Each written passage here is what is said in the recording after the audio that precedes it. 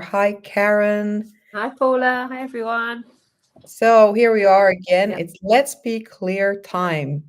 15 minutes yeah, of deep diving into different topics each time and trying to find some clarity in this topic, right? So perfect. today, surprise, surprise, it being Valentine's Day week or whatever, the week of Valentine's Day.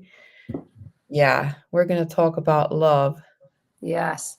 Did you know it was Galentine's Day this What week as is a well? Yeah, Galentine's Day? I'd not heard of it before either. Apparently, I think it's earlier in the week, and it's for girls to celebrate the love between each other, like your girl friendships, I was something like, I good. didn't even think about that, but Yeah, how no, I didn't know. new thing every time. But you know what? One thing, and we had a chat right before this live, and in Finland, actually, I come from Finland. In Finland, Valentine's Day is actually called a friendship day. Oh, perfect. It's Yeah, called ystävänpäivä, and ystävä is friend. So it actually has a different, completely different different idea kind take. of behind it. Nice. Yeah, I prefer that actually. Yeah, because everyone can have a Yeah. friend, right? Not everyone can Then, have yeah, but love coming from that, we were going to talk about love. in the workplace. Exactly. Not like in a romantic love in the workplace, because that could happen too, Yeah, right? that can But do. how do you how is love in the work environment? How do you integrate that? Because like with everything else, you can't stop love at the door when you walk into the office. Mm, And you do feel that, that love is a, I believe it's like the glue that holds everything together. yeah. Well, we're all here for an experience where we give and share love at the end of the day, aren't we?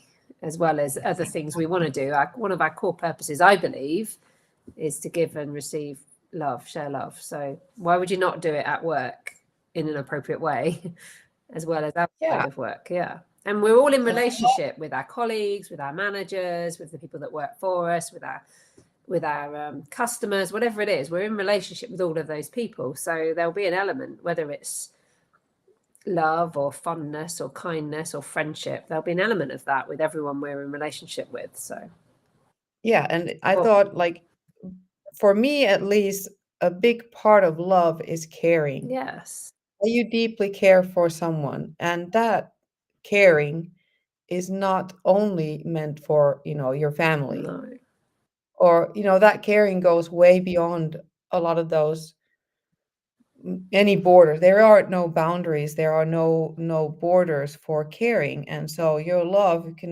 is everywhere, and it's about the people who are right in front of you. yes, exactly. So, And so, tell me about your experience of leadership with love then. What makes a good leader? well, look, I actually looked it up online. I asked Google without first going through my own experience, because talking about love and leadership and workplace is not so common. No. You don't often combine those words and those ideas. So I had to look it up, and I'm going to read it to Mm, you. And it says, love the people you lead, and your leadership effectiveness will improve dramatically. mm, Many studies have demonstrated that having a solid and supportive relationship, whether romantic, familiar, acquaintanceship, leadership, or otherwise, can lead to enhanced self confidence, self worth, and self esteem. yes. Wonderful. So I think that says quite a bit. Yeah. It's this It caring part. It's interesting because it reminds me of a situation when I was a manager in my old career, and I used to have a really close connection with my team. We were all based in the same place, but then we restructured, and then they were based out in the field, so I would see them less. And then when I would speak to them, I would cut more to the chase. So we'd spend less time on our relationship, and I'd cut straight into how's it going at work this week. The feedback Mhm. I got from them when I checked in with them later on was what they were really missing was the personal connection between us, like where we would chat about their pets or their relationships or their house move or what was going on in their life. They kind of really missed that because they didn't think I cared anymore because I was just focusing on the figures. So I think it's really important in leadership to demonstrate that you care and that you respect and that you've got trusting relationships with the people that are working with you and for you. Exactly, absolutely. And thank you, Oh, yes. Christine, who just joined here in the chat and said, caring leadership is a powerful combination that fosters trust, respect, and productivity within a team. Yeah, Exactly. exactly. Yeah. And how do you get buy-in and engagement from any of employees, your team? Yeah, It's through that love, it's through that caring that you show that you're interested in knowing their personal visions, their personal goals that have exactly. maybe nothing to do with what they're doing as their work. Mm. And when you show that, and that can possibly even be incorporated into the visions at work, well, then that's a powerful engagement and buy-in, and you will have this absolutely massive results. Yes, exactly. It's interesting because I worked for an organization once and we did a whole big project on values at work, and one of the words that came up was compassion.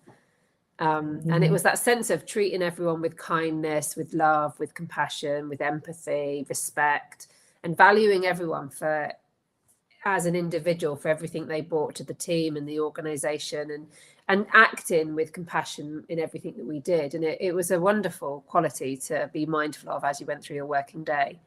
And mhm, some of the work I deliver with organizations when we're doing workplace mindfulness is meditations around cultivating compassion, because the more you come from your heart, the more you can be in a deeper connection with the people around you, and you can then foster deeper relationships, more empathy between teams, overcome mhm, problems with bias and unconscious bias and diversity. You can just feel more inclusive and supportive, and people meet you then for your whole self rather than one part of you. So I think creating compassion, and it's interesting, it's mhm, the same meditation that Buddhists would call loving kindness or metta, but in the workplace we mhm. call it cultivating compassion because it seems more acceptable than talking about um, Yeah. love and those things in the workplace. But it's the same thing essentially, loving kindness.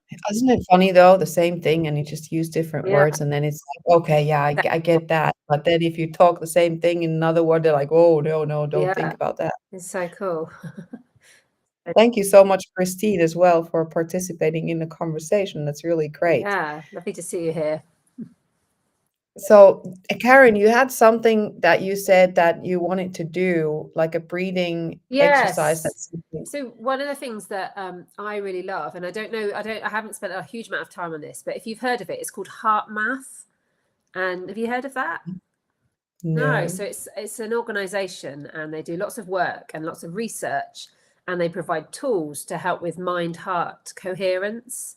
So what I think what's well known is that our brain sends signals down to our body through neurons, neural signals all the time about sending orders, lift your arm, do this, do that.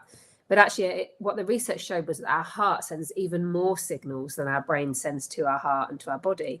It sends even more signals up to our brain. So we're much more in touch with our hearts than we ever probably imagined. And so Heart Math have spent a lot of time researching this, and they've come up with lots of techniques to help us create this level of heart brain coherence. And the benefit of that is it helps to balance the parasympathetic and the sympathetic nervous system.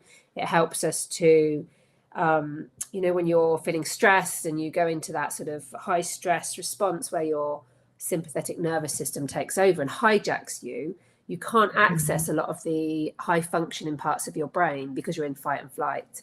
So when we have heart coherence, we can start to bring online the other part of the system, the parasympathetic nervous system, which enables us then to have better control over our executive functioning. So our logic, our planning, our organization, all Mm. the things that we need when we're in those moments of crisis, but we forget about.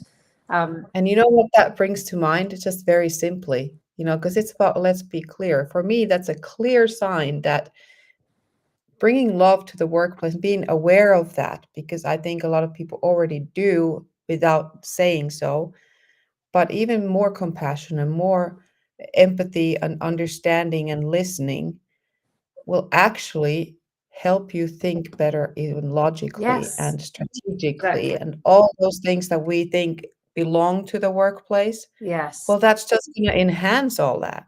Yeah, exactly. And so their research has shown it helps, with attention, with perceptions, with memory, with problem solving, creativity, all of those things that you want in your workplace.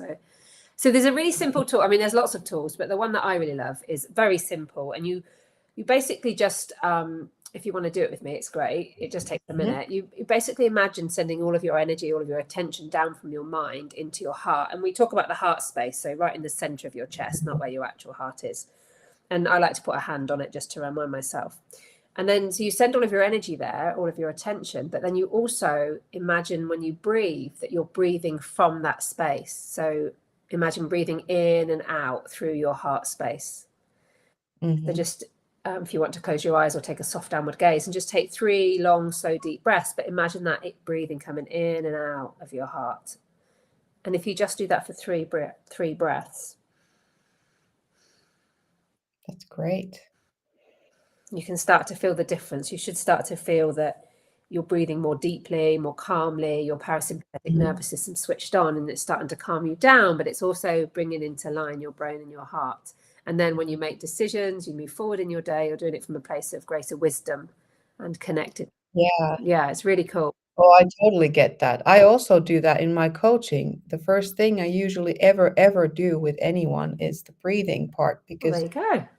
now people, first of all, the thing is like when I do workshops or anything where there's lots of people and people are coming in together, and then first to get everyone focused and in the same kind of space, even if it's on Zoom, I ask everyone to just take a breath, Yes. It's, kind of, and it brings you right here in the middle. yes.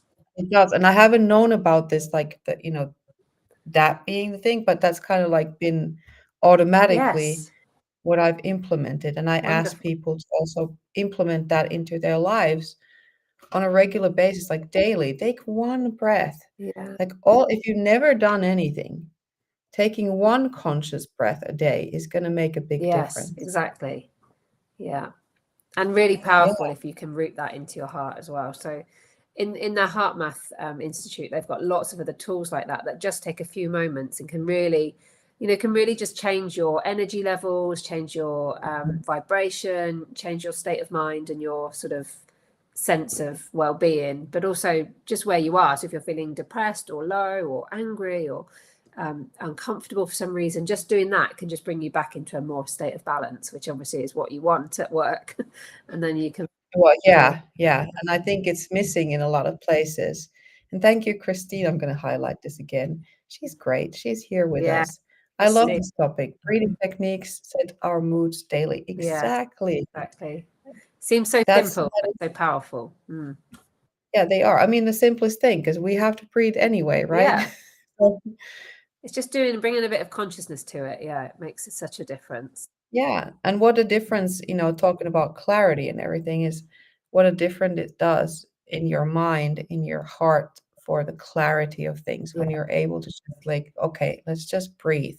Mm-hmm. And it doesn't have to be this 2-hour meditation session No. of just even one single breath, like I said before, or if you can, a few breaths, 3 breaths with bringing through your heart. And what if that was the kind of love that you first of all showed towards yourself? Yes, Because exactly. loving yourself is the first thing, That's, and then you can extend that and project that to the outside world in the workplace, everywhere else too, obviously.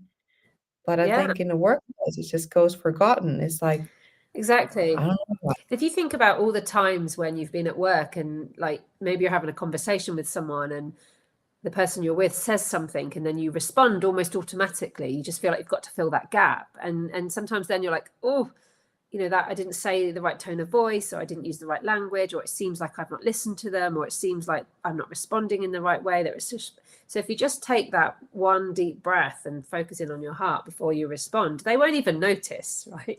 It's just one breath. You can then respond in a Exactly. much more centered way, which then people feel Yeah. more, because I think a lot of the healing work I do is around people not feeling good enough and not feeling seen and heard enough. And so if you just give that pause to listen and digest to what someone said and then respond in a more meaningful purposeful way, then people will feel seen and heard more likely than if you just respond really quickly with your first go. Yeah. And it also allows you to listen better. Yeah. So you're actually able to see and hear other people better. Yeah, exactly. What a better way for a leader if a leader is doing this on a consistent basis, and this example that is being given to all the people that they're leading. I mean, it makes a massive difference because the impact and the influence is big. Yes. So if someone who's in a leadership position where other people are looking up to that person is able to show such compassion towards themselves and to others, that will only be able to have a positive effect on everyone. Set the tone for the culture of the organization. Absolutely. Exactly. Wonderful. Yeah, so we're up. It's, I mean, like 15 minutes, that's it. Wow. Already. Yeah. Super. But look, this is not the last time you're here. It's one of the times. The next time is in about 2 weeks. So Yes. yeah. We'll see you all again soon then. Thank you so much, Christine, for being here with us and anyone else who might have been in an audience. This has been on YouTube, LinkedIn, and Instagram. So I don't know if I can Wow. see all the comments. Maybe I'll have to go check out all the other channels. Yeah. And we'll see. But Paula, Yeah, if anyone that's listening wants to suggest a topic, that would be cool too, right? If people are like, I'm struggling with this, or what's your view on that, or how do I get through this challenge? That would be really cool as well. Exactly. Reach out to us. I mean, we are here and we'd love to, we will continue the conversation in the comments. So if you're watching the replay, please do comment that you watched the replay.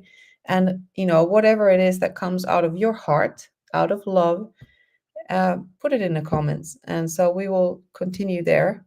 And I'm really glad that we were here today. What a lovely topic it was. Indeed. Thank you so much, Karen. Care everyone. Yes, lovely to see you all. All right. See you soon. Bye.